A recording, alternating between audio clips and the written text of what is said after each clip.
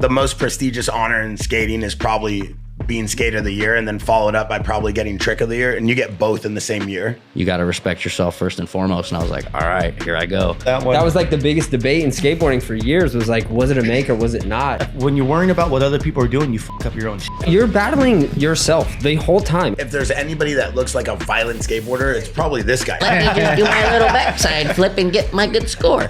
It's a lot of shit to process for anyone. Like, all right, I'm gonna wake up tired, good. Like, it's gonna be hard, good. Make yourself uncomfortable. Most men are scared to talk about their feelings like that. I think that's another thing that made this year so special was like, dude, it was like f***ing this close to all being gone.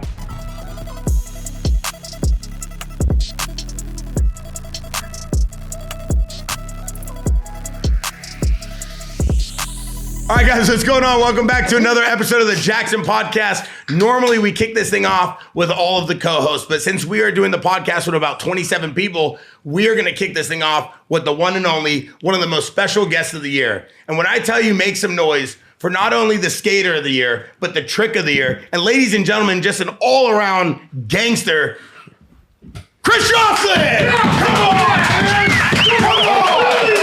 He's in the building! He's in the building! Yeah. He's here! Mr. El Toro himself. And we got Dana White and Donald Trump's personal assistant. Ladies and gentlemen, Chris Stenberg! Ryan Sheckler, David Reyes, Tyler Bierman. Welcome to the Jaxxon Sports Podcast. Fuck yeah! We cannot even go another step further. Oh, and one of the greatest managers of all time, Steve Rupp. We'll give you some love. I know he's been waiting for that. He's been waiting for that. There's only one reason a manager shows up to this podcast, for a little shine. We'll give it to you. We'll give it to you. I love seeing you in the Santo Studio t-shirt. You're a great dude. Listen, so I want to kick this thing off the break. Twitch, you were just performing backflips for Donald Trump. 45, 47, you were doing it. Yep. The man himself at the White House. You got to walk us through the experience real quick before we jump into the Skater of the Year. Fuck, I never thought I'd get invited to the White House for anything, dude. I never thought you'd get invited to the White House. So just to be there, like, like even everyone's like, yo, like, how's the clearance? I'm like, we're about to find out, because we got an email. They're like, oh, you got to send all this stuff in. If you don't hear anything from us, that's good news. I was like, Fair okay. enough. So every day I'm like, fuck, I guess it must be approved. Like, we're going to the White House. Like, never in my life did I ever think I'd go ride a dirt bike on the White House grounds and just be with like such an iconic crew. So it was cool. And then can you kind of walk us through, for the people at home, you had one of the most iconic, I would say the forefathers of freestyle motocross and just moto in general, Brian Deegan, right? Travis Pastrana, Ricky Carmichael, Jeremy McGrath, Keek Sayers, yourself. Like, can you walk me through how that group came about? That was all Pastrana. They're like, yeah, you get to pick whoever you want. They're like, you can get 5 other people. And he just called all of us, asked if we were down. I don't think anyone even really asked like when it was, if we were getting paid, like anything. Everyone's just like, yeah, I'll be there. This is the Avengers of moto right here, staring at Donald Trump. And then what? So crazy. Yeah, what happened? I saw a video. So they set up the ramps. I'm assuming you and Keith set this up. You guys did the same thing for us for our Keith went down there and set everything up Nordstrom early that morning. We had to go film a bunch of stuff early in the morning. Okay. So Keith went and set everything up and sent a video originally, because Keith's been hurt. He broke his heel 6.5 weeks ago, and he's 5 weeks out of surgery, and that was the first time he rode was there. And he's like, you're probably hitting the jump first this week. I was like, all right, cool. And then he sent me a video like 2 hours before I got there. He's like, you think I wasn't going to be the first one to flip on the White House lawn? And he sent us all a video to me, Trav, Jeremy, everyone. He was like already flipping it before we even got there. And then how did they set up the ramps, and how did you guys get the clearance for that? They told you guys where they wanted it, or what they just sent us a video like, yo, here's the spot. Insane. Can you make it work? We're like, we'll make anything work. Like, we ain't going to turn it down. Bro, the Humvee underneath too is so sick. Why was there 2 ramps here? Trav wanted to make sure he got a pick just in case, because they had like the screen right there, like on the back of the claw, and the White House is right behind that. So in most of the videos that you see, like you can kind of see it shows the whole White House, but if you zoom in, it's actually a screen in front of the White House playing the White House on it. Yeah. Because you can't see it because of that big ass LED screen. Oh, so wow. Trav wanted the other ramp to get pictures from like up high, like shooting down, just make sure you get the White House in the background. Yeah, that's like the new comp ramp that they use at X Games and stuff. So it's 3 feet taller. You get about 10 feet higher in the air jumping off of it. So he just knew that he would get the hang time to get above the screen to be get that photo in front of the White House. What ramps were you using when you did your island hopping? I'd use the new next gen ramp, The big one. the one on the right, right big there. dog. So you can see it's a Insane. 75 ramp that's 3 feet taller with that transition angle that just keeps going. So And then I saw a video real quick, Twitch, of Ricky Carmichael saying the first time he had like any training to get back on a bike, he had to go to Travis's house at like 6 a.m. the morning of the event. He was flying back from Rome. He was overseas for a while, for like 2 weeks, and his flights got delayed and everything. And he's like, dude, I haven't hit a ramp in like probably 10 years since like X Games. You know what I mean? So he was a little nervous. See, he overjumped the shit out of it the first time he sent us a video. He was like, I feel like such a Barney, and he overjumped the landing pretty far. And then when we got there, McGrath and Carmichael followed me. McGrath came up super short, bounced. Carmichael probably went a foot past him, but the bag was all like almost deflated a little bit, you know? And it yanked his fucking foot off, and he almost ran through the guard tower over on the left. It was pretty gnarly. Like, I'm like looking back, and I just see his eyes go, dude. I'm like, oh my God. Like, But I mean, dude, he's the GOAT. yeah, you know? he hit the Like, next time perfect. I mean, I saw Deegan went to your house to actually train for this event. Was Yeah, that he the had- first time you had seen Deegan in a long time? It's the first time we've rode together in probably a decade, maybe even more. With Brian Deegan? Yeah. Wow. And then McGrath came over like 2 days later. It was funny. Like McGrath showed up, followed me off the ramp the first time, cased it, turned around, hit it again, did the biggest knack. Like so Iconic. stylish, like so much style to it. Hasn't ridden a ramp in like 5 years. I think that's, if you got to talk about things that are iconic for action sports, I mean, I know we've seen a lot of crazy stuff over the years, but to not only see a UFC fight at the White House, but then to just see this, that's got to be one of the most iconic things the world of freestyle motocross has ever had. It'll never happen. It'll again never either. happen. No, never. And to have like that team of dudes actually somewhat still kind of riding, you know what I mean? Like, It's the Avengers. yeah, pretty cool. All right, now we got to jump right into this. So congrats, Twitch. I think you. that is just incredible. I got to give you a proper salute on that. Thank you. I would have never thought, like, Wheel Team 6. you see Twitch, you're thinking like weed, Cottonmouth Kings, like X Game, right? I'm thinking Butterfinger endorsements, you know, but to see Donald J. Trump just watching you guys over the time, I'm just like, wow, he did it. You It's like, could see this dude getting arrested for trying to get into the warehouse rather than getting invited to the warehouse. Twitch is you the know? type of guy who would White just House. ride in. That's what I said. You said warehouse. No, he's still a little high. He's still a little high, dude. He's been gone too. So it's good. We assembled the boys back. So we had to bring in all the special guests. All the special guests we could get in terms of our co-hosts. Sheckler, it's always good to have you here. Reyes, Bierman, Twitch, for the man of the hour, Chris Joslin. Yes, Skater of the sir. year. Yes. Unbelievable. Twitch, I mean, we've been talking about getting this guy on here for a long time. I saw Sheckler. He was working out at the gym with Tito Double P, and they were talking about skating. And I was like, dude, we got to get you on this podcast. We got to get Jocelyn in here. And then he texted me, and he's like, hey, a vacation canceled or something? What happened? We were supposed to go film a commercial in South or North Carolina Monday to Wednesday this week, and something fell through, so it got canceled. And then it was the perfect day that you were hitting me up to do this. So I was like, all right, fell through for a reason, I guess. Hell yeah. I think the most prestigious honor in skating is probably being Skater of the Year, and then followed up by probably getting Trick of the Year, and you get both in the same year. Let's just kick it off right now with Trick of the Year. I mean, this is incredible. Let's pull this up real quick. Shex, you were talking to me about how insane this is. Can you kind of walk it through, and then I want to hear from Jocelyn, but can you walk me through this? Well, I mean, dude, it's one of the iconic spots in skateboarding, period.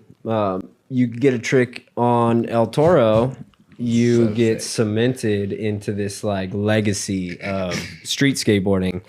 But this was not like the first time that Chris went there. You know, these tricks in this spot for sure are years of battle, unless you get lucky. You know, if you get lucky and roll away early, it's nice. But El Toro has a way of humbling you, whether you land it or not. And you know, Jocelyn was set up and did all the right steps and was in the right mental space. And when I say mental space, I mean like so focused and so angry, because you need a little bit of anger and you need to be able to fight the fear of what that thing is. And then you also need to stay focused and present for that, those millimeters and milliseconds that it takes to get from top to bottom. And I mean, Chris, I knew he was going to do it. I knew. I was there the day he landed on it and then just like decided to just pivot off the board. And everyone was like, oh, was that a land? Was that a make? And I then remember that one. That was like the biggest debate in skateboarding for years, was like, was it a make or was it not? And like, knowing When was that, Chris? The original attempts yeah. were like 2017. So what, 7 years apart? 6 years apart? 7-ish. Wow. So from 15 to 17, it was about 8 years. But I knew he wasn't satisfied with that one. I knew, like, and you know, like, you just know, like, what you picture it as, what you envision it as, and how you envision the rollaway. And the rollaway is just getting to the parking lot. Chris, walk us through setting up the trick, going back to getting this thing done. What was in your mind? I saw you freaking out with your kids. It was an incredible moment, but walk me through the whole thing. Yeah, it was a pretty crazy full circle moment. The first time I tried it, my daughter was, that time right there, my daughter's in a car seat, and she was obviously like not even a year old yet.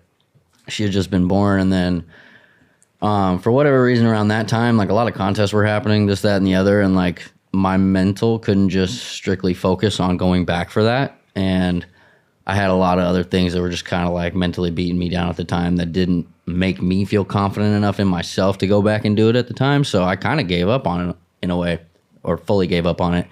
And then getting ready for it this time, like he said, it's like a lot of anger. Like I had a pretty devastating life moment happen back in 2023. Basically every man's worst nightmare happened to me, and then separated from that situation, and then only seeing my kids half the week. And like, that's a lot for somebody to go through at 27 years old, 28 years old, you know, at any age really, but at that age. And so I was like losing it for about 9 months, and then like physically deteriorating basically. And then once I pulled myself out of that, I like basically took and went the other way and just honed into like the physical aspect of things and getting life back on track. And like, honestly, one thing that really got to me was when I was taking care of my son one day, he tried to punch me in the face, and I was just like, oh, hell no. Like, how do I stop this now? Like, all it took was one. And I was like, start Googling, like, how do you get your kids to respect you and this, that? And it was like, you got to respect yourself first and foremost. And I was like, all right, here I go. So I started waking up at 4 a.m. I was working out for 3 hours before they even got up, like, had breakfast ready for them first, like, as soon as they opened their eyes, like, just, you know, did everything right for like a good 6 months, you know, and like showed them what I could be, and it worked. And in the process of doing that and trying to fix my relationship with my son, it just put me in a physical position and mental position that I was confident enough to go back and try it again, and physically fit enough to actually land it this time. Yeah. So sick. Yeah. It was kind of crazy. It all You just happened. found yourself. Yeah, basically, yeah. Yeah. Which, like, hindsight's 20/20, right? But like, and I saw this thing recently where it was like a lot of people who kind of get into fitness later on in life or whatever. It's not like they had the typical childhood where they get to kind of explore and find themselves. You know, for a lot of us, we found our careers in diapers. So like, we became grown men at the age of like 4 or 5, in a sense. Like, we didn't go to like these normal things that kids did. And so a lot of it for me was also trying to figure that out now. Like, all right, how do I have fun off my skateboard?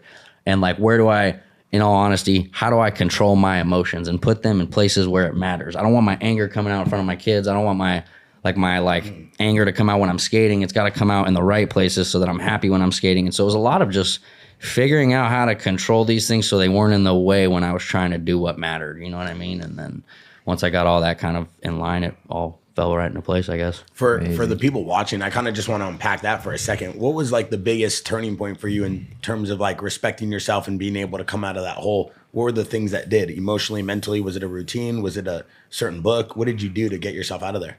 Well, first and foremost was sobriety. You couldn't do it. I mean, alcohol will pull you the complete opposite way. Yeah. And that was what I meant for the 9 months of deteriorating myself, was like, you know, when I say every man's worst nightmare, it's like, I caught my ex-wife at a hotel with another dude, red-handed, like, boom, oh shit, like, poof.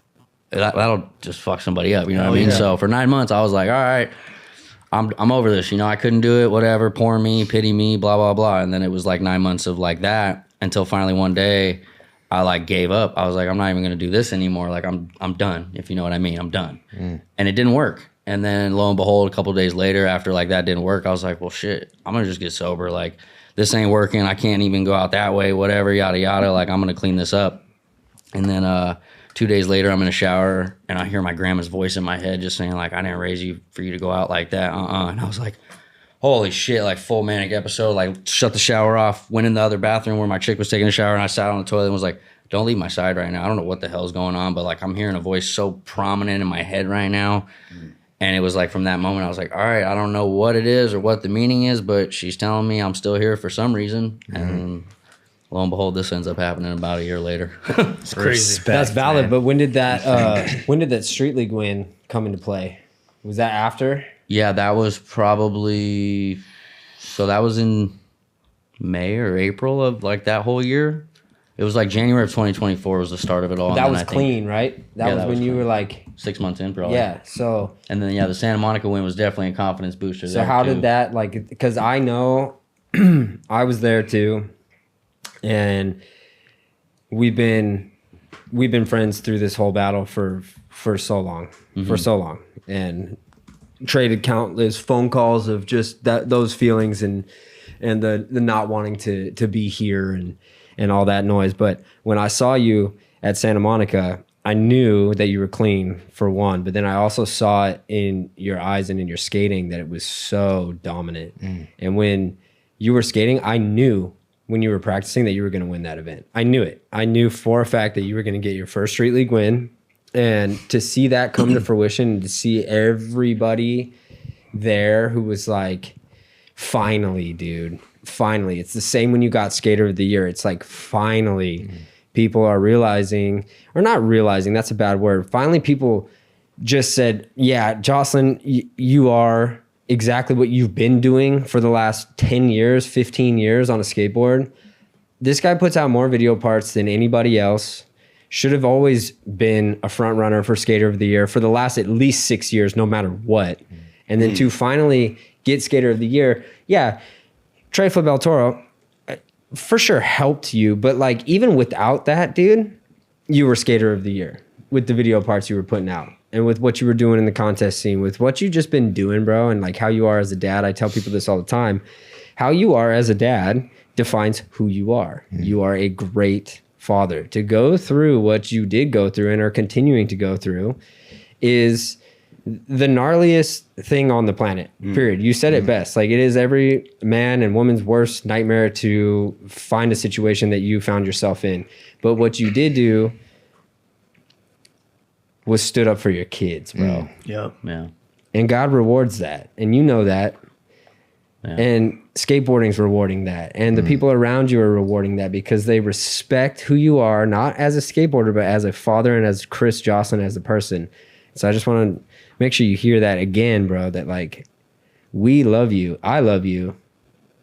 And I've watched this run of yours since you were living at my house for a couple months when you were 17 years old, bro. And like, where we've come from to where we are now, like, I respect you so much as a skateboarder, but I respect you way more, brother, as a friend and as a father. So you are doing the right things. Yeah. You are 100%. Keep that shit going.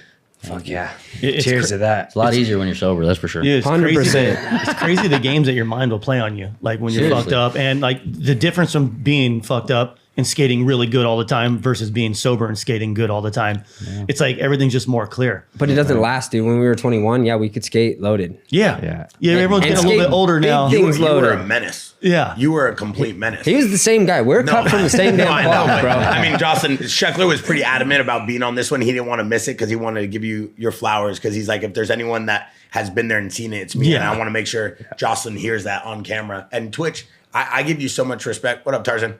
Twitch, I give you so much respect because of the father you are. You've been instrumental at helping us build this 100%. brand because you're such a good dude. For people that don't know Twitch, the dude may come off like a complete menace, just an absolute liability. It but still he's lives not. there. It's still there. There's still a little It's bit of fucking it. always here, baby. He's done more damage at our Santo studio office than any other person on record when it comes to Home Depot bills. But The nicest Twitch asshole is you've ever one met. of the he's one of the best dads. And I think Yeah. Sheckler, you talked about that. And grandpas, Twitch, bro. can you kind of walk us through that before we dive into this? Because obviously the Santa Monica SLS is insane, but That's what jump started everything. That's just what that was like. it was insane. The I remember epitome watching. of like, okay, I'm gonna get my life together for me. He didn't do it for skateboarding. He did it for his kids. He did it for himself. And then what happens is that you get rewarded with this craft that you've formulated your whole life. You put everything into the one thing that is your main passion that kind of starts taking a back seat when you get loaded.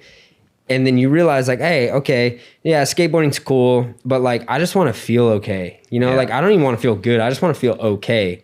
And then you start feeling okay. And then you're like, okay, cool. I want to be a better dad. I want to be a better brother, better son, I just want to be a better person.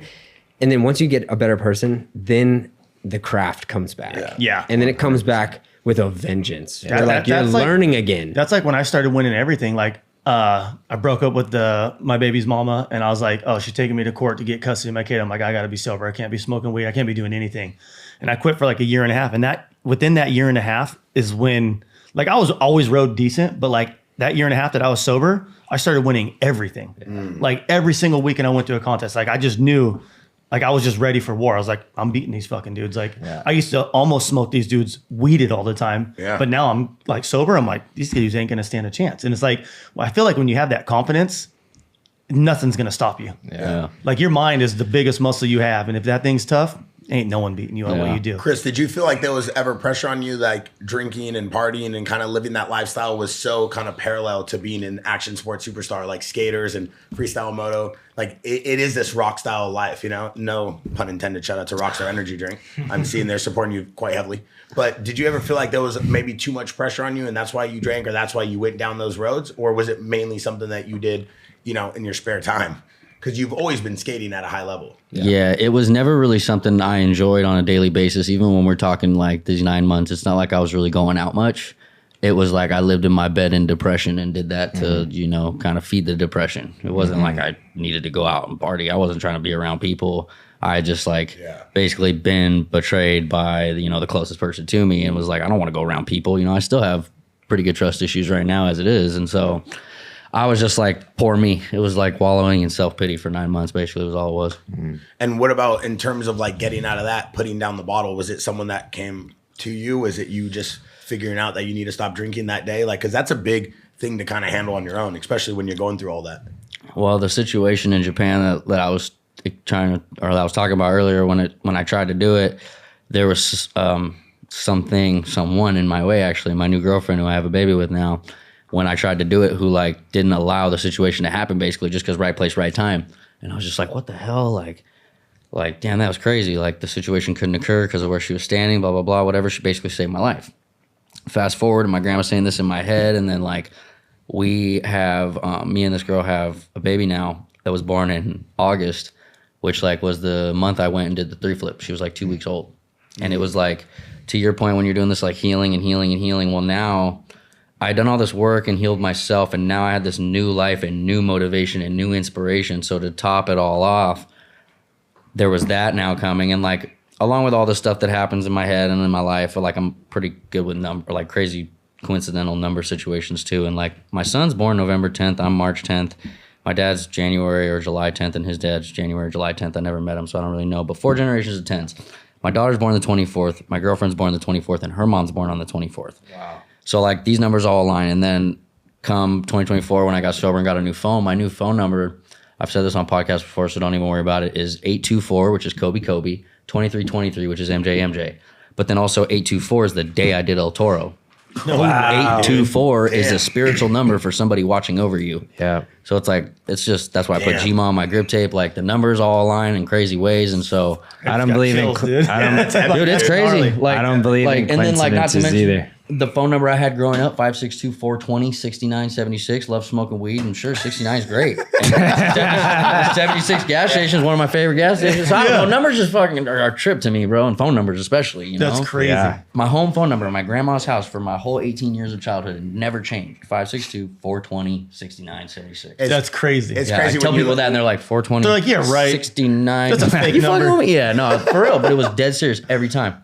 Grandma's It's crazy line. when you let the universe kind of open up to you, and then you open up to the universe, Yeah. and you're reciprocating that, and you kind of take it in, and you allow it, and then it allows you to heal. It allows you to be a better person. The universe is a very strong thing, you know. Well, dude, Well, what choice did I have? There was no mom or dad to guide me any other way. I had to listen to the universe, and my grandma, who was an old school, kind of just let me go out till the lights came on type of person. So yeah, I mean, the universe and world kind of raised me. I feel like that's what's cool. Like with old school too, it's like you go figure out life. Yeah. Like that's how you figure it out. Right. People can tell you whatever you want to hear, but until you do it for yourself, you ain't gonna figure it That out. generation of grandmas was the best. Yes. Yeah. Yeah, I right. think that's that. A lot of our grandmas had that because we didn't have social media. We didn't have really like Didn't have the computers, fucking like, internet. You didn't have the internet. I mean, we Nah, had the they- internet. We're not that old yet, but like, I mean, not really. I mean, we Not I- really. In the library for a Really? computer, for Right sure. into high school is when the Sidekick 2 came out for me. I'm 35, so that I had the Sidekick as a freshman. So like, there was a little bit of internet, but there wasn't much, Yeah. and we still you played outside. 35? Yeah, I'm same age as you.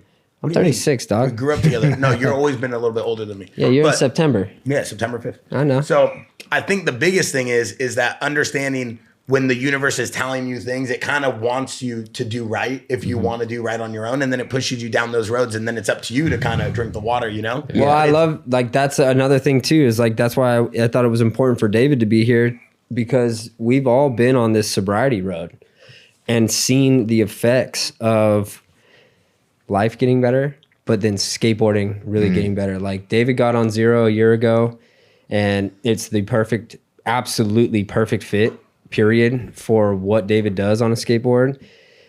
And my whole goal was like, I want to be on a team with at least one of my best friends. And so, like, me and Jaxxon ran Plan B for a while, and that was like epic. Those times will never be duplicated. How old were you guys on Plan B? Plan B and Etnies. Yeah, those will never be duplicated. I mean, I got on Plan B, would have been 20 years ago now.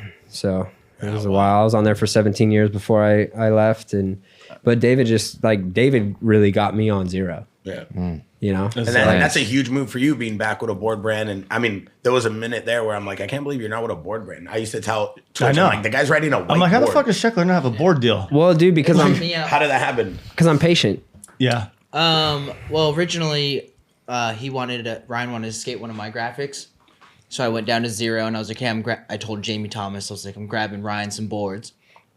And he was like, see if he's into a guest pro model. And I was like, all right, because he does like the guest boards, like there's the BAM ones, and you know they do like a capsule, and every now and then they'll throw another person in.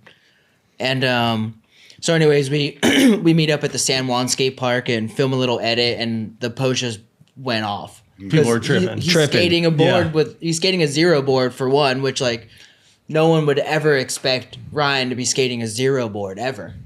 Not even me, bro. I put it Yeah. on and I felt like I had superpowers. Yeah, just It's like looking when down- you're younger and you get a new looking pair down of at the shoes, you bowl. think you can run faster. I Who are you with right absolutely now? could Jocelyn, skate better. Who are you with? Plan B still. Plan B. Still a Plan B. Yeah. So the next day, I got asked, "Hey, ask him if he's in." Or pretty much, Jamie was like, "There's there's three options. One of them we'll do. We'll give him a guest board, no problem. The second one is we could do these capsules that we do with BAM, which is like every season they'll put out a capsule, shirt, board, the whole nine. Yeah. Or we just put them on." And I was like, "Put them on."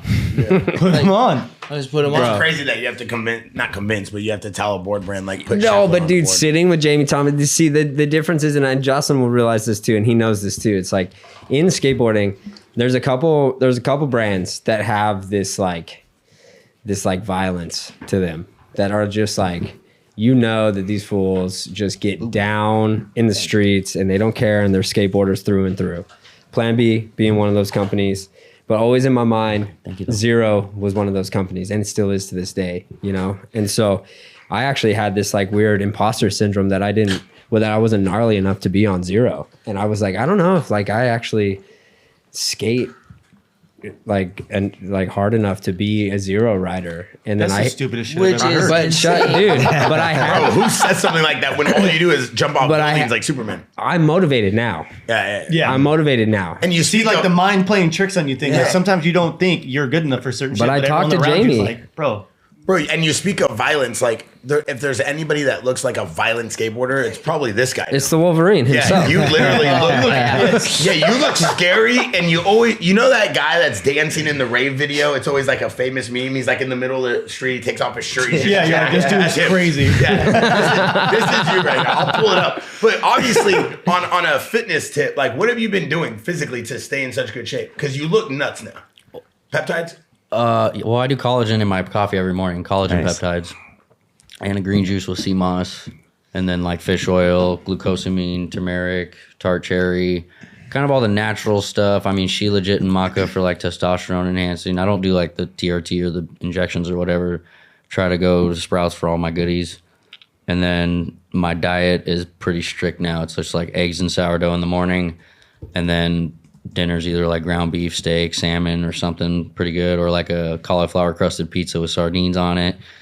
Nice. Yeah, Pretty healthy. yeah. Yeah. But then like come after dinner, Yeah, he doesn't eat like you, Bear. that's where I battle my demons right now. After dinner? Yeah, I could eat like a whole ass fucking 9x9 brownie and fucking 9 ice cream. Oh, you're a big dessert guy? Yeah, but I'm fighting it. I'm fighting it hard. Dude, Yeah. it's so hard when you're laying in bed. You're like, man, I could. But is that because you're high or because you actually like Me, dessert? because I'm high all the time. Yeah, I'm like, I'm gonna go in the Yeah, pantry I was 'cause going to know say, Steve knows. I know my wife got some good ass treats for the kids in there.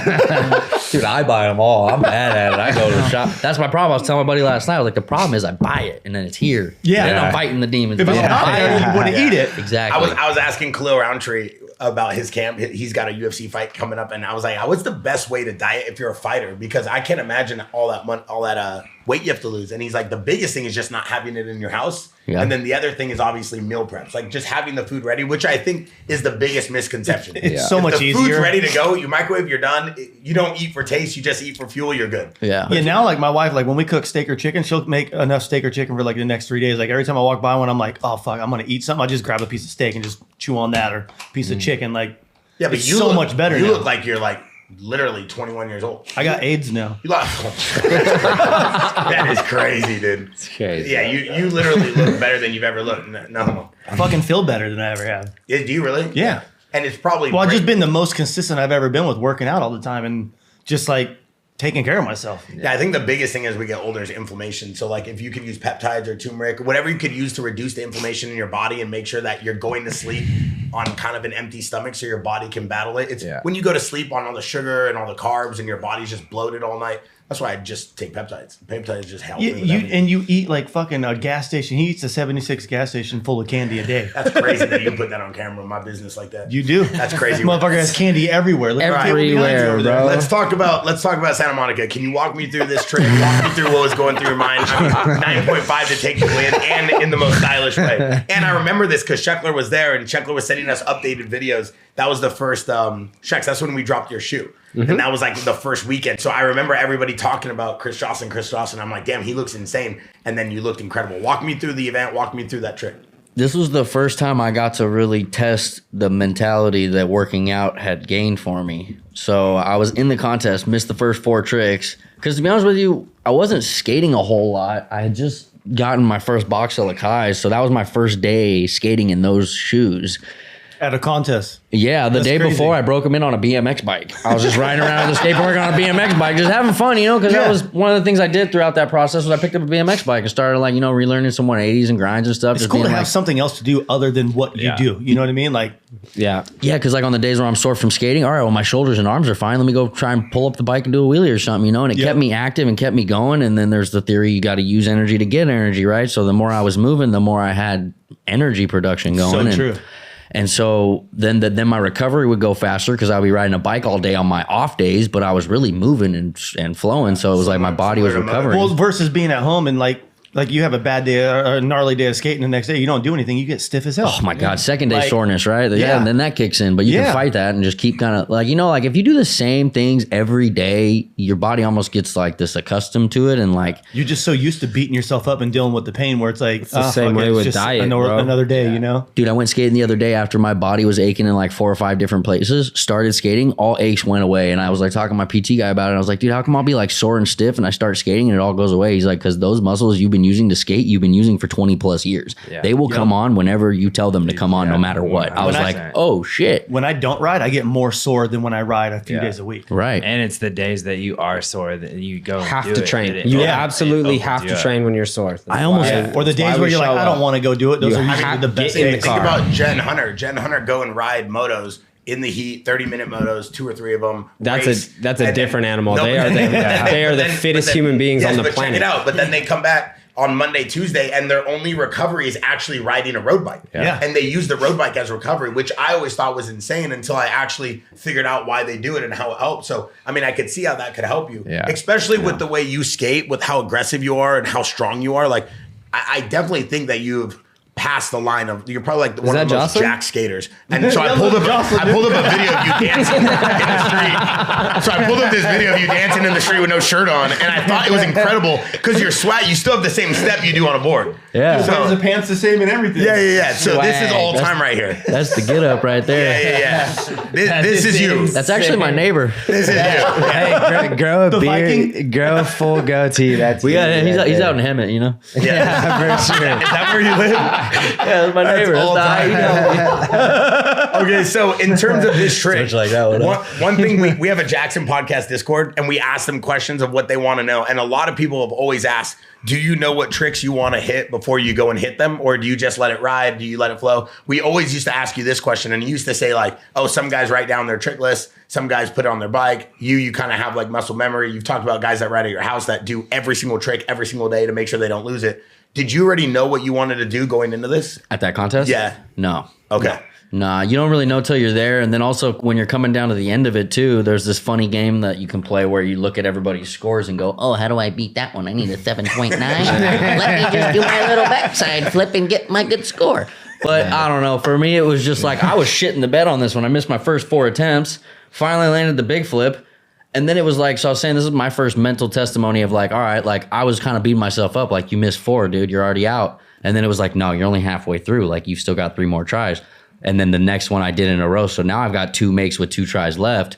And then, or maybe it was 2 makes with 1 try left. And I was like, all right, I'm not out yet. Like it's, as long as I kept that mentality of like me in the contest going against the like clock or whatever, not me versus everyone's tricks, it was working for me. Yeah. But when I start to go like, oh, what's he doing? Oh, I got to compare myself to him. And I start going me versus them. Then I start getting all out of whack in my mind and I lose track of what I'm supposed to be doing. That was one thing I always like focus on when I rode contests. I would try not to watch anyone else's run because I'm like, when you're worrying about what other people are doing, you fuck up your own shit. Yeah. Really? Like, yeah. So bad. 100%, because you're not battling, bro. You're battling yourself the whole time. It's not about me versus you or me versus Joslin or Dave. It's like I have a game plan that I need to do for myself. But the second I watch Joslin do, do something super gnarly, I go immediately into second guessing if my one trick is going to be comparable to that. And then right in that moment, I've already lost. But Twitch, 100%. what about the concept, and I'm asking this strictly as a fan, but what about the concept of like, hey, this guy just did this, I'm going to have to do something to beat him. You don't care? The weekend I broke both my legs and my back, a dew tour.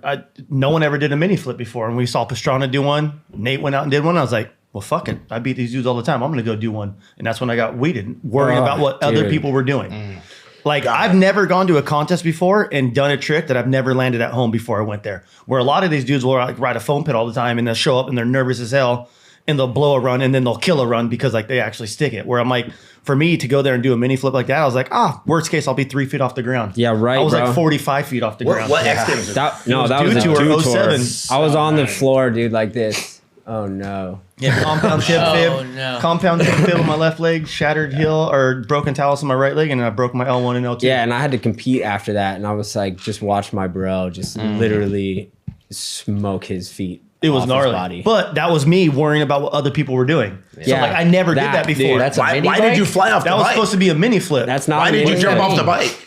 What do you mean? Why did he jump off the bike? Why are you doing that? It whipped him, No, but you're supposed to hold on to it. Yeah, and I was only supposed to be this high off the ground, like everyone else. That flipped, bro. that was If only he 3 would have feet off held the ground. on, I don't think he could have held on. He would have been in. No. He would have been in front of the bike. Over rotated straight to your back. Yeah. Like It, straight up, like falling that high. I've straight never to your had back. that feeling before in a rotation of a flip of like, where the fuck? I don't know where the fuck I am. Yeah. So for me, like when I gas it, normally everyone like when they're flipping the mini flip, you go pop pop pop pop pop. I went bop, bop, bop, bop, bop, because I kind of fell back and I grabbed a handful and my bike There's a spun so huge quick. difference in that. That Yeah. landing was like 2 stories high already because it was a big step down off a container to it.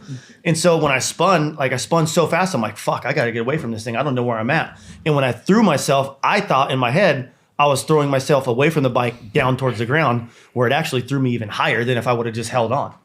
Yeah, Yeah, you and, should have held on. But you can see. Yeah. I know that now. Hey, but you can see how athletic it was, honestly, because his head kept vision on the landing the whole time. Watch, Like, I have to get to my feet. He's there, and he even like twisted, but he knew where he was going. The air awareness was Cat insane. scratch fevered. I was like, I got to get to my feet or I'm going to die. Reminds me of Sheck sending me at Lake Powell, how I just kept composure You, Off a tube. off a tube. Sheck tried to kill me at you Lake can't Powell. define the word composure. Listen, hey, Chris Joslin, the double crown, trick of the year, skater of the year. Can you kind of walk me through when you got? Can we news stop watching on this? Both? Yeah. No, it's kind of. I hate watching it. It hurts Can me. you walk me through the emotion you got, knowing like how did you get the call? How did you find out? And then that way, kind of people can understand the process as well of how you get selected. What was the first part of that question? Skater of the year and trick of the year. I just want to know the processes, like how you find out that you won. So trick of the year, we went out to a dinner and they kind of surprised me with that one. They pulled out the check and they were like, Who's that? surprise, SLS. Okay. They run the trick of the year one. And then skater But of the you year. knew that. You knew. I had a feeling. You had to know though, right? I had a feeling. For sure. The hype. the hype. You're like, yo, I did some cool shit this year. The hype was real. I think everybody knew. Yeah. Yeah, but you don't ever want to say it. And not only that, like, There I mean, is there's been some- years where I tray flipped Davis Gap and did other things and then got like maybe 4 second places. So in my mind, I had better years comparing myself to myself. But I guess in the skateboard industry, this was the Toro. best year they thought. You know what I'm saying? Got it. Like, and so that's why I still didn't expect it because it ain't like I knew what they were expecting. I just, like I said, went out and did what I set out to do and it got rewarded. I watched the behind the scenes, but for people that didn't, how many times did it actually take you to land this? This Yeah, one I was was 6. This was the 6th. Yeah. You pretty bodied the 5 before that? No, it was chilling. Really? Like I left fine. Gnarly. Oh, That's wow. because that's such a Chilling. gnarly gap, dude. Dude, that's like I'm not trying to boast or brag, but that's the shape I had gotten myself into. Like we're talking this dude, I used to train with this moto dude when I first moved out in IE, and his name, the older homie, what's his name? Like maybe Jeremy or something, or something over off Clinton Keith, but he got me into the Indo. He was after, but the first dude, he got me into like these Indo and battle ropes, and then Johnny had them too. So I've been like I've adapted Maybe that ever Jeremy since did that. Trains at Icon. Yeah, yeah. And so, dude, Yeah. that Years like ago, Johnny's. the work of like core and cardio, and then it's weighted. So, like, dude, that had just put me in this position where my body felt lighter than it ever could. Yeah. And so the first 5 tries, like, you even hear me in one of the edits. Like, I go up to Devin, I watch the camera, and he's like, "Dude, that looked chill. You just like took the impact." And I was like, I did. Like, yeah, right, I did. Like, Shit, I did. You're like convincing yourself. dude, I was like, What yeah. edit was that? Gives I was you like, this is mental gonna be fucking confidence. easy. Like, this Yeah. is gonna be easy. That's dope. I was ready to jump down it 1,000 times that day, and I think that's also part of it. Was like, if it needed to take that amount of time, I was mentally prepared rather than being like, "Fuck, I'm afraid to jump down this more Yeah. than I need to." You know?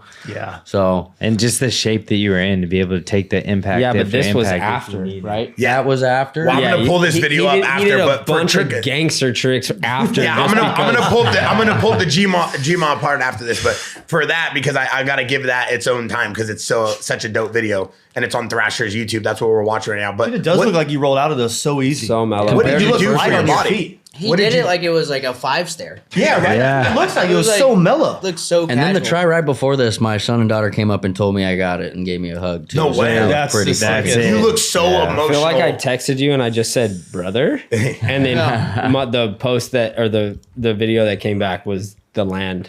Yeah. I was like, oh my. yeah, you look so Gosh, emotional bro. more for your kids than you did the trick. This is so iconic to have your Why? kids there. Yeah. And Walk me through that. And the Because fact that your that's daughter what was in we're a car cleaning up seat the for. first time. That's what we clean up for. But, That's but it. explain That it is to me, it Chris. Like, right there.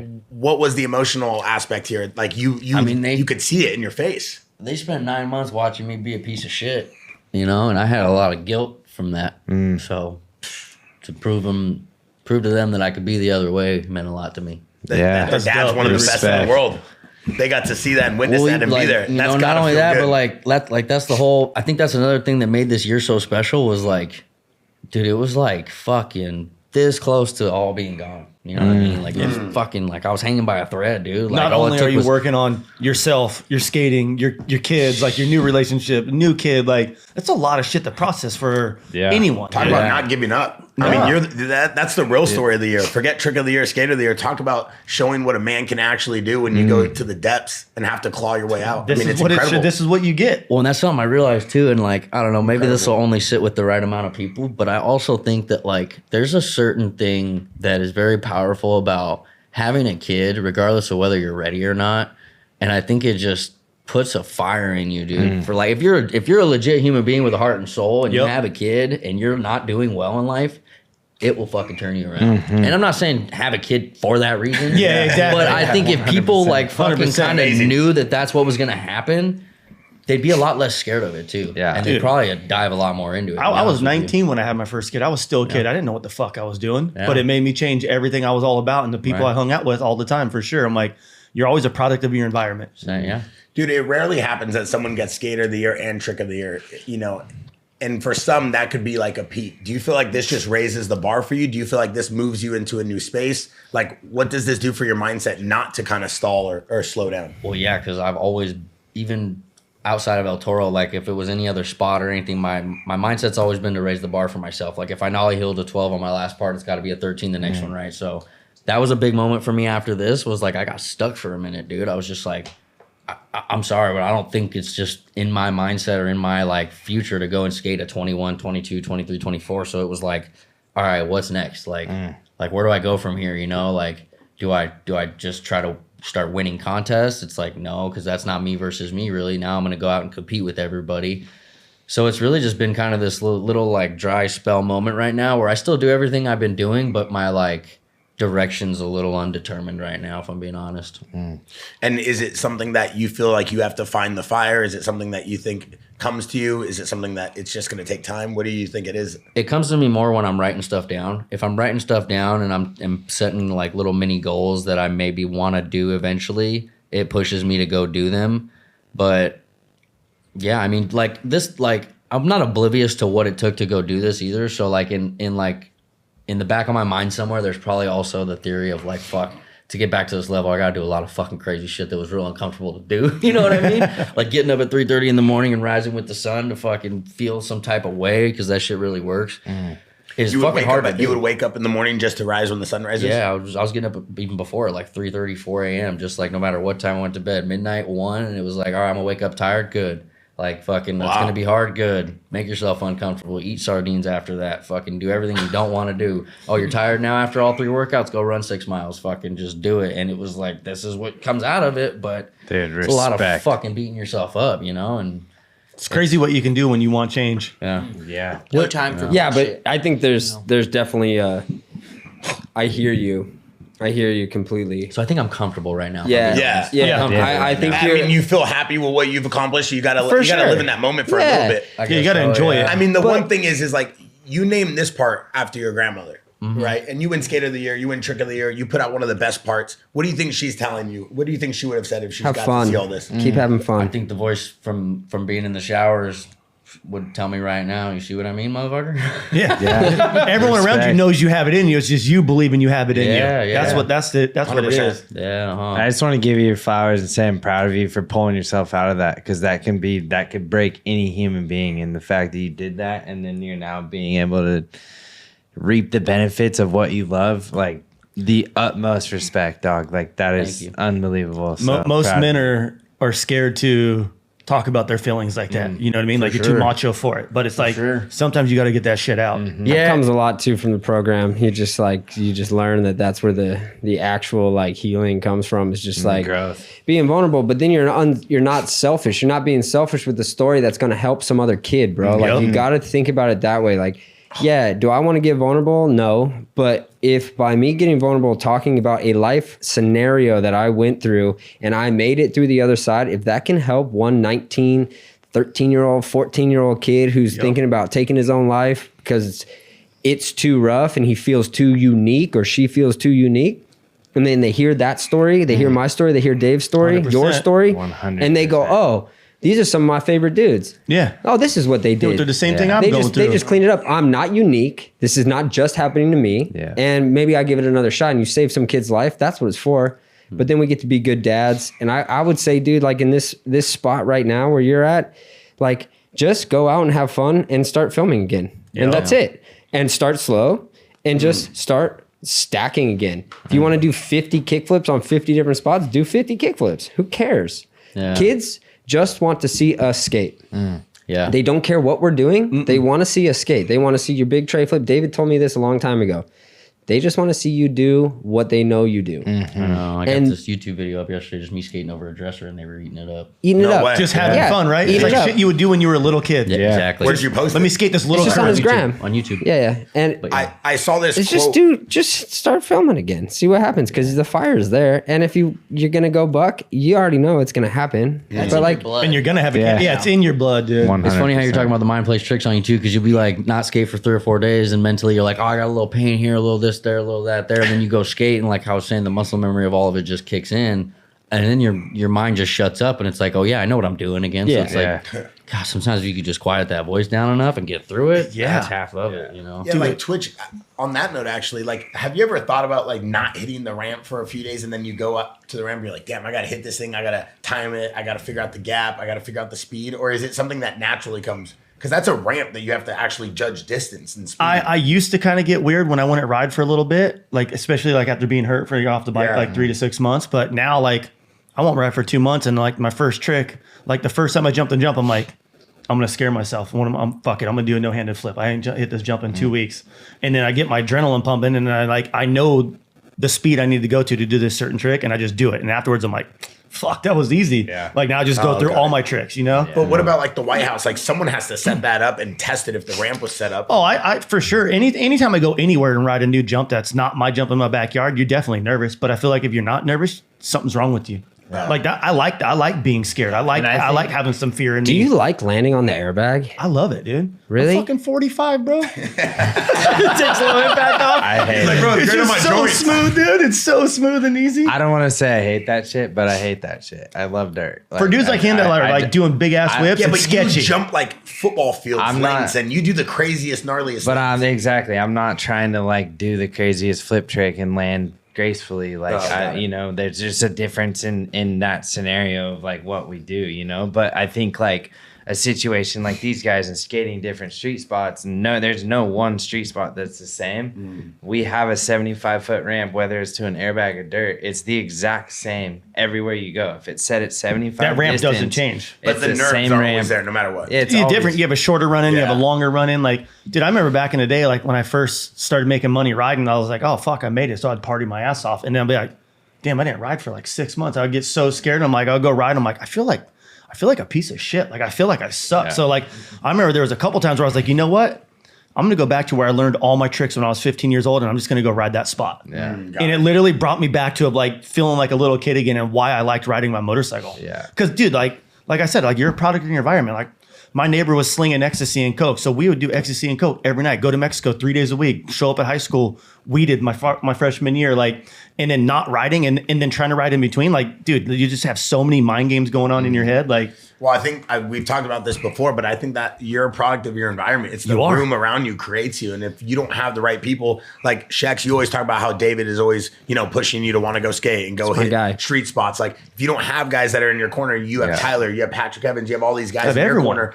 If you don't have the right team around you that's like motivating you to be the best, not just theoretically, but actually physically, like, hey, let's go get in the car, let's go to a spot, let's go film. Hey, let's go in the car, let's go to the park, let's go film. If you don't have that, I think you lose a lot. I see it with the MMA guys. They don't have really good sparring partners. When they're in camp, those extra sessions, those extra rounds, you could see it like, okay, he's letting himself off easy. But, believe it or not, Luke Rockwold and Khalil Roundtree were at the Santo HQ last night watching the fights till midnight.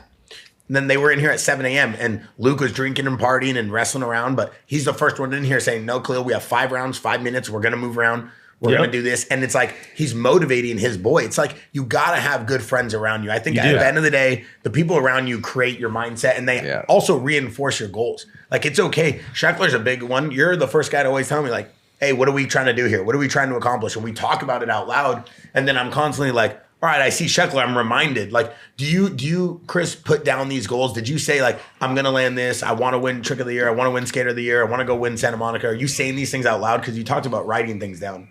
No, but I had someone subconsciously putting it in my mind, and I noticed that after the fact because I had a Beavis and Butthead graphic come out right with me and my buddy Devin standing in front of El Toro. That was before I did it, and that El Toro on the graphic is 16 stairs, and I had hung that board up in my garage as I'm working out and getting ready, whatever, to just mentally get stronger. And then as I'm looking at that board.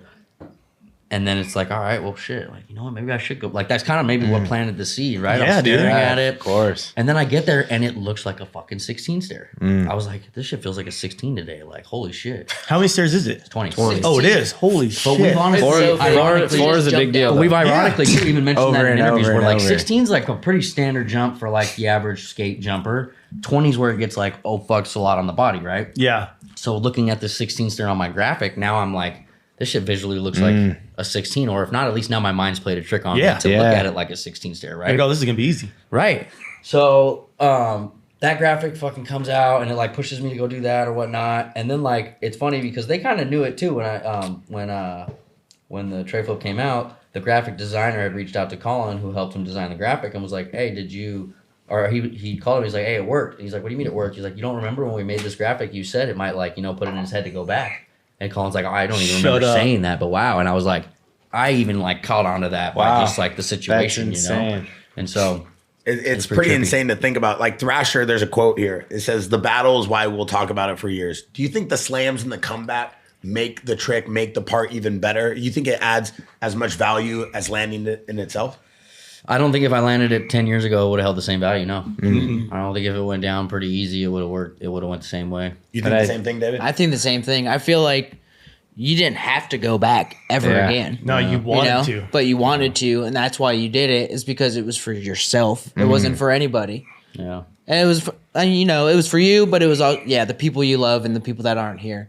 But it's like, But you at the didn't end have of the day, to go back. You're the one. It's like you're doing it for yourself. Yeah, but it holds so much more weight today because skateboarding needs that. Yeah. Skateboarding needs That to standard. see skaters like Still pushing. doing the deal, bro, and like not putting out halfway done video parts and just like gimmicky stuff. Skateboarding. Completed What it. I want to see is that I want to see dudes bleeding and battling for what they're doing, and that's like the everlasting chase for clips, bro. It never goes away if you really love That's what it's this. like you work your ass off for what you want. No one's going to hand you that shit. Yeah. And that's what's cool about Not skating. one It's like person you gotta can work- hand that to him, me, No. David, you. Him. Nope, none of them. You work for what you want, and you put in the work, and it's showing. Like ever since you've been fit, like your skating just seems like your skating's always been dope, but right now it's like on a different level. Yeah. Like you just look confident. It's just smooth. Like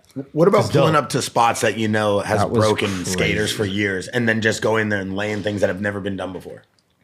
Like, does that go through your mind? Like, I got to go somewhere that I know just takes its toll on people. And then you just go there and you're like, But I'm I accepted my positioning in life as being somebody that's tough enough to go and take that. I've realized that lately. Because I started questioning that, and all my time of just being inside of my head as to like, why is this something that I've inherited and no one else? And it's like, this is just my journey, and this is just where I've wound myself up at, and it's not by accident. It's because all those times that I said I wanted to go do something, and people said, "Why would you do that? That's crazy." Well, I went and did it anyways, and now look, that's the difference between me and them. 100%. I mean, you've clocked in so much time just like jumping from the top of quarter pipes to flat. Yeah. You know, like you've like clocked it like one of the greatest flip trick skaters ever, you know? And then like whenever I see, like when we were in Seattle and you like nollie, or Portland, wherever we were, you nollie flip back tailed that rail. It's just like, look at him, he's a rail skater now. But it's like, and we skated that like always been 14 like that, bro. before. Yeah, like he'll throw He'll out like throw a ramp- full ledge rogue part out, one. and you're like, oh, Well, that was the first nollie flip back tail I'd ever done on a handrail, but it was an improvement. It was a 1% better moment because I've done a few nollie flip back lips on handrails. yeah. And I've done nollie flip back tails on hubbas and flat ledges, but never a handrail. And so I was like, I bet the way this rail's set up and the height and everything, I could was probably do perfect. it. But I don't know. There's like also that internal, like, what could I do on this rail right now versus like typically when you get to a spot, what's been done? Oh, it's only been this. Oh, I could get away with this. Oh, now I'm battling this because I thought I could get away with it. But like half of why you end up trying so hard and doing something that's above your like normal level is because you took that challenge on, you know, like you were saying earlier. Yeah, The challenge to you know. yourself too. Yeah, Not anyone else, but you're doing it for well, it keeps yourself. it for the right exciting reason. that you got another bone to like chase, you know, because it can get stagnant. Yeah. Where do you go from here? To lunch.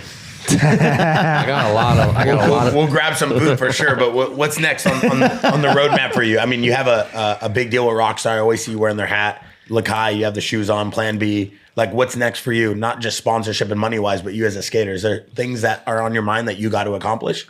longevity. Yep. Period. Just trying to stay in the Superman. game as long as I Honestly, can. dude, longevity is just having fun. Yeah. Like everyone, like I have dudes ride my house every single day, and they're always like, "Why aren't you riding?" I'm like, "I ride when I want to, Well, because it's fun. It's funner when I want to do it. If I'm forced to do it, oh, I have this coming up. I need to ride. Like I start stressing out. I'm like, I ride when I feel like it. You're like, listen up, little boy. Yeah. Do you feel like 45 still doing this shit. Do you feel like when you were younger though, your body could put that demand on it and be okay? Yeah. Yes. And because I always had something to work towards, because there was always a Dew Tour, there was a Gravity Games, there was an LG event, there was an X Day, there was something, you know what I mean? Now, I don't really have much to look forward to other than riding some demos. Jumping at the White House. Yeah, jumping at the White House. But FaceTime with Travis. like other than that, I'm just like, I ride when I see these dudes riding all the time. Like they all ride in my backyard, and I'm like, fuck, they look like they're having fun. I'm gonna go gear up and ride today. Like, but half the time I'm like, I'm gonna go golf. Like, Bro, there's a video of you eating a burrito in your front yard and everybody's jumping and he's like waving to them. And then all of a sudden you just see you walk down the hill and jump on a bike. That's what's cool about having your own shit at your house. It's like investing in yourself, having your own park. You know what I mean? Like, I can go have fun whenever I want. Yeah. But is it having fun? Okay, let me rephrase this for people watching this.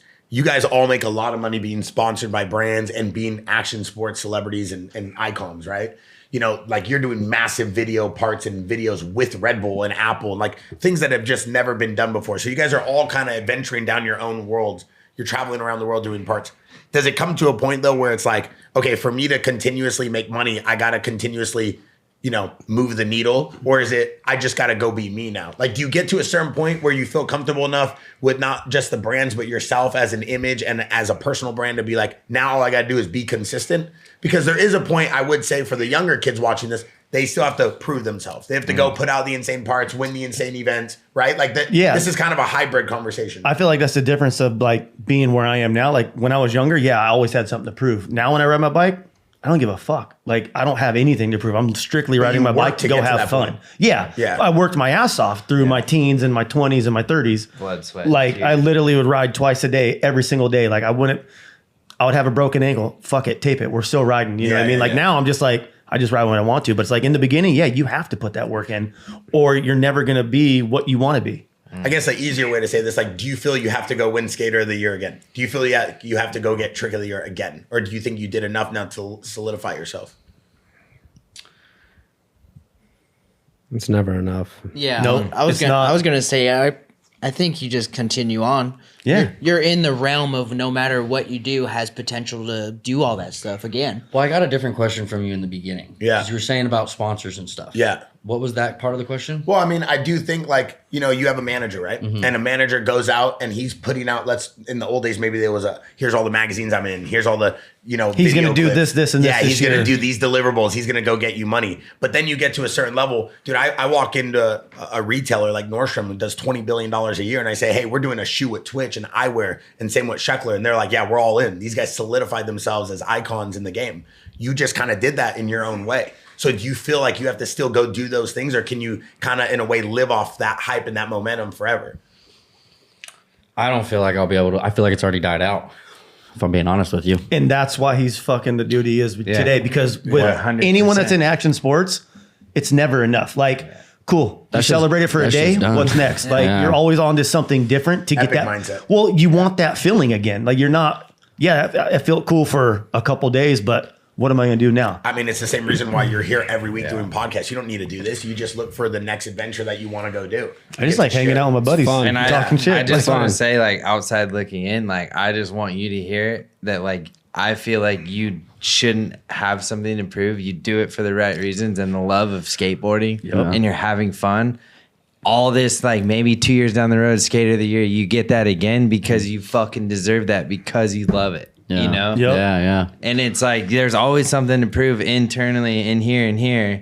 But like you don't have anything to prove. You've proven yourself time and time again. And the fact that you clawed yourself back from the depths of hell. That's harder than any fucking trick, dude. Harder than That's anything. harder than It's any trick harder you're than ever gonna do. There's a skateboarding. reason why he's the most relentless skater in the That game. shit's Yeah. bigger than skateboarding. So be proud of proven that. yourself. You've You know? proven that. Yeah, there's definitely not enough talk on the topic as far as like how much I know it played a huge role in everything. Hell yeah. Even looking back as to like why I gave up on it the first place, I mean, I could look at it now as to like all the mental turmoil I was dealing with back then of being told, like, for example, I'll just give you guys one clue. Like when I would go to contests back in the day, I'd be like on my way to the airport and I'd be getting told, I don't know why you're going, you ain't gonna win. And it's like, that's the mentality I was being fed. And it's like, of course I'm gonna not go try El Toro again. Why would I? I'm not gonna land it. Like you're you're a product of your environment, right? And Yep. if this is the energy I'm getting fed, that's the energy I'm going to produce. And so, lo and behold, that's what that was. And that's like, I don't even know how I got on that topic. but it's like, what when you're with someone, it's supposed yeah. to make you feel better, and you guys make your job easier. Like my chick would always like be like in the background, like, oh, you look like you're riding good today. She don't know shit about me riding, but she would always just be giving me compliments, like pumping my ego. And when I get there, I'll be like, yo, I feel like the shit today. Yeah. Versus going to a contest like, yo, you're gonna fucking suck. You're like, fuck, maybe I am. You know what I mean? Like it Right, makes you second guess yourself. no, for sure. And You then need it's that like, confidence. And if you're hearing that, then when you watch everyone else, you start thinking their tricks are that much better than they are because you're being told your shit sucks. So it's like, God damn. But then in all reality, that's the other thing with contests is like, even if your shit isn't the greatest, you got to remember these dudes aren't robots either. They may fall. You know, they may have watched one gnarly trick you did in practice, and now their mindset's fucked up. So it They're like, fuck, he already won this thing. I'm giving up. As we get ready to wrap this thing up, do you still want to compete though? Do you want to go do contests? I want to ride my skateboard for as long as I can. I don't want to do contests for the sake of like, I like competing against Nija and Yuto. Like, nah, I like being around the environment of skateboarding and trying to do my best on it and, you know, giving the fans the show they pay for. And, and, you know, I love the culture of what I've put myself into and am now involved with. And I guess, you know, when you get to a certain position in your profession, you kind of understand it. And I think my position where I'm at right now is no longer to try and impress as much as it is to just stay consistent, I think. Love that. Spoken like a true icon in the game. And I think that's why everybody supports you and loves you. And I think also too, your story and what you've done is incredible. And I think that the contest side of things too, like I just being a fan of skateboarding, the PSL situation. Yeah, like, yeah, I that's think fun. that is so cool That's because fun. it's like skateboarding in I'm a trying to get in nutshell that. of like not Looks me sick. I'm trying to get in that. competing Better go qualify. against you to like get a better score. It's like I can skate stairs. skateboarding elevating itself together as like a culture, you know, and like we were lucky enough to sit on the pod with Mike Mo and P-Rod and talk about that, and just to like hear the ins and outs of that is like the coolest thing ever for 'cause skateboarding. When you know? think of skateboarding, it's not a team sport. So it's like you're always battling yourself. So when it comes to something like that, where you have a team that are like, yo, you're best at rail tricks, you hit that. Oh, here, you hit the stairs. Like, that's what you're good at. You know what I mean? Like, oh, here, I'm going to use you for one trick and then you're out. You know, like that's pretty But I rad to like think- think about. To echo your point of longevity, like that's where I feel that longevity comes in, because it's like making you fall in love with skateboarding and your thing that like feeds your soul, right? That it's like, I don't know, I just think that's the coolest thing ever. And like watching you and you having the team and like, it was the coolest shit ever. So I think that's where the longevity comes in. Just keep doing it for the love of it, the right reasons, and fucking keep skateboarding. It didn't look like you were having that much fun. It looked like you was walking around all pissed off the whole time in the background. It's just because he's in such. I know. That's the head game. That's the head games, dude. You gotta intimidate him out there. That's it. At the end of the- You do look super I scary. look mean as hell, and then my kids are walking around tripping Nigel. I'm like, oh shit, come here, dude. Sorry, dude. Nah, I think you have had an incredible year, and it's well deserved, brother. Hell yeah. Thank you. So happy to have you on the pod, and glad it all worked out. Pleasure. Shex, thanks for coming. David, thank you for coming. Yep. Twitch, Tyler, congrats on the White House again. And we look forward to seeing what else you have coming out. I'm sure you're going to have 25 video parts coming out this year, so we're excited to watch all of them. Listen, if you guys want to see the behind the scenes from Jaxxon Behind the Brand, it's now live on our YouTube page, Jaxxon Behind the Brand. Plus, we have a brand new show coming out with Mike Bisbing, Inside the Cage, on the Jaxxon podcast page. And we have a brand new watch dropping with Twitch. This is this is a hand cut, hand set, black stone. 1-on-1. The bezel, fire. the gold touch with the 1-on-1. black. Iconic, just like Twitch's bikes. We are dropping this thing at our Victoria Garden store this Friday. Massive party with the whole team. Shaq's going to be there. Beerman, myself, Twitch. It's going to be absolutely nuts. First 50 in line are going to get something very special. Make sure you guys come out. Jaxxon, Victoria Gardens, our flagship store. Thanks for watching. We're out.